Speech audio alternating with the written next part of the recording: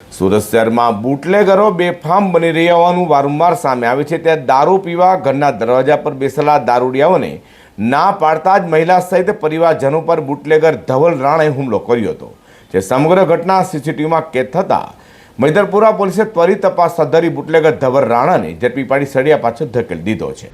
સુરત શહેરમાં બુટલેગરો અને તેમના સાગરીતોનો આતંક ફરી એકવાર સામે આવ્યો છે। મૈદરપુરા પોલીસ સ્ટેશનની હદમાં ધવલ રાણા નામના એક બુટલેગરે સ્થાનિક લોકોને માર મારી હોવાની ચોંકાવનારી ઘટના સામે આવી છે।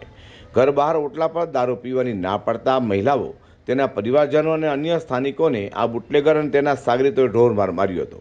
આ ઘટના ત્યાં લાગેલા સીસીટીવીમાં કેદ થવા પામી હતી, જેના કારણે સમગ્ર મામલો સામે આવ્યો છે।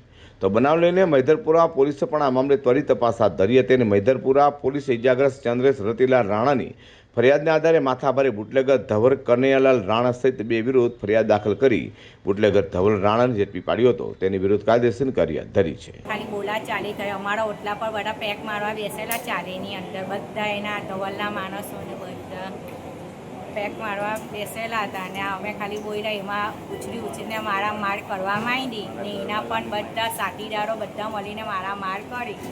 જે ડાંગી સાઈડમાં મારા મારી થઈ તેમાં ધવલે એમ બોલ્યો કે મારું હું કરી લેવાના જ પોલીસવાળા, બરાબર ડાંગી શેરીમાં જ કંઈ નથી થયું તો મારું હું ઉખાડવાના છે પોલીસવાળા।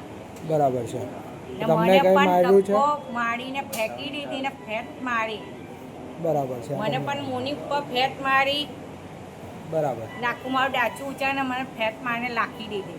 આ તો સુરતમાં ખુલ્લેઆમ દાદાગીરી કરી મહિલા સહિત પરિવાર પર બુટલેગર દ્વારા હુમલો કરાયો હોય, જેને લઈને બેફામ બનેલા બુટલેગરો સામે પોલીસે કડકમાં કડક કાર્યવાહી કરવી જોઈએ તે લોક માંગ ઉઠવા પામી છે।